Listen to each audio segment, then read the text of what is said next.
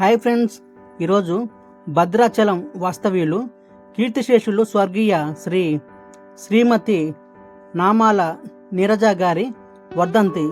ఈ వర్ధంతి సందర్భంగా వారి కుమార్తె నామాల శిరీష మరియు వారి కుటుంబ సభ్యుల సహకారంతో ఈరోజు దివ్యాంగ్ రక్షక్ ఫౌండేషన్ మరియు హోప్ హెల్పింగ్ హ్యాండ్స్ ఫౌండేషన్ ఆధ్వర్యంలో పొదిలి కాలేజీలో గుడిసెలు వేసుకొని నివసిస్తున్న నిరుపేదలకు భోజన పంపిణీ ఏర్పాటు చేయడం జరిగింది.